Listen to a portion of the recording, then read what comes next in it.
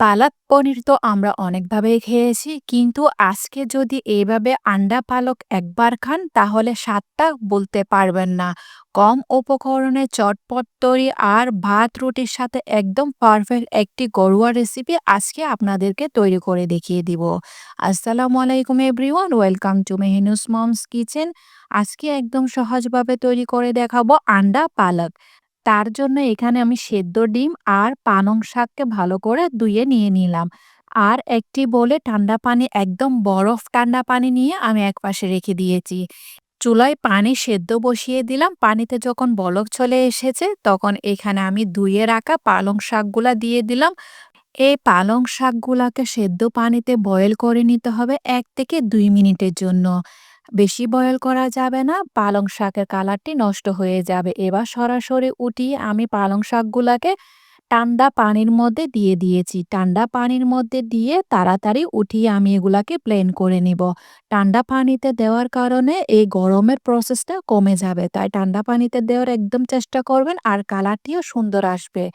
ঠান্ডা পানি থেকে উঠিয়ে পানিটি ঝরিয়ে সরাসরি আমি ব্লেন্ডারে দিয়ে দিয়েছি। ব্লেন্ডারের জারে দিয়ে ভালো করে স্মুথ করে একটি পেস্ট তৈরি করে নিয়েছি। এদিকে আমি ২ টি মিডিয়াম সাইজের টমেটো নিয়ে নিলাম। টমেটোগুলাকেও আমি ব্লেন্ডারের সাহায্যে ভালো করে স্মুথ করে পেস্ট করে নিয়েছি।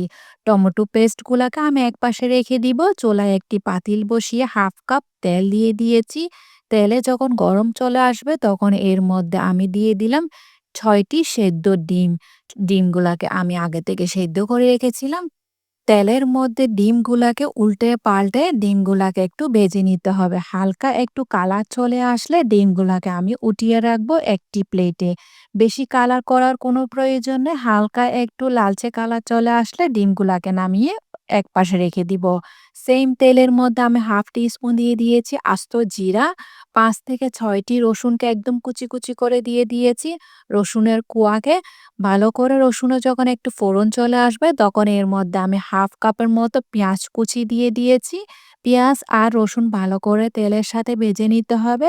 পেঁয়াজ যখন হালকা নরম হয়ে আসবে আমি আপনাদেরকে দেখিয়ে দিচ্ছি, এমনটাই নরম হতে হবে। তখন এর মধ্যে আমি দিয়ে দিব সেই তৈরি করে রাখা টমেটো পেস্টগুলা। টমেটো পেস্ট সম্পূর্ণ দিয়ে দিয়েছি। এবার টমেটো পেস্টগুলাকেও ভালো করে তেলের সাথে ভেজে নিতে হবে যেন কাঁচা গন্ধ চলে যায়।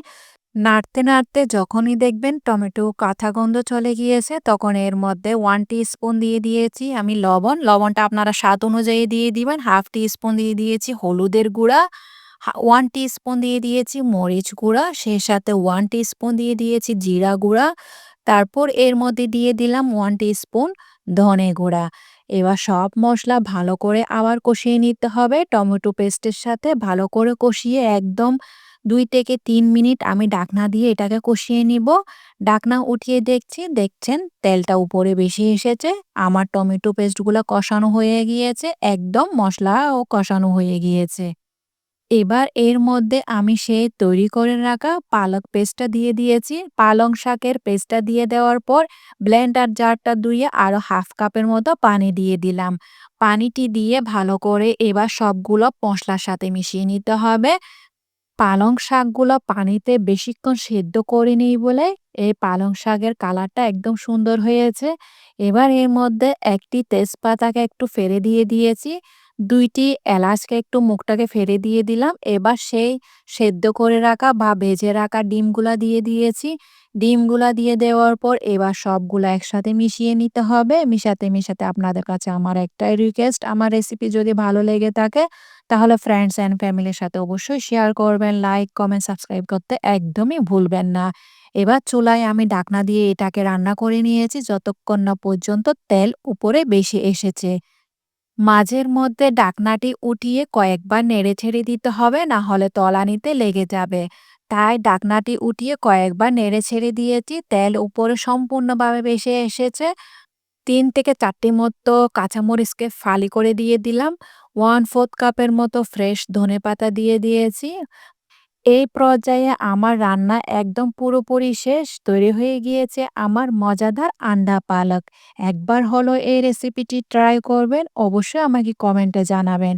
মাশাআল্লাহ, আন্ডা পালকগুলা দেখতে যেমন লোভনীয় হয়েছে, খেতে তো হয়েছে একদম অসাধারণ। অবশ্যই, অবশ্যই একবার হলেও এভাবে তৈরি করে খাবেন আর আমাকে কমেন্টে অবশ্যই জানাবেন।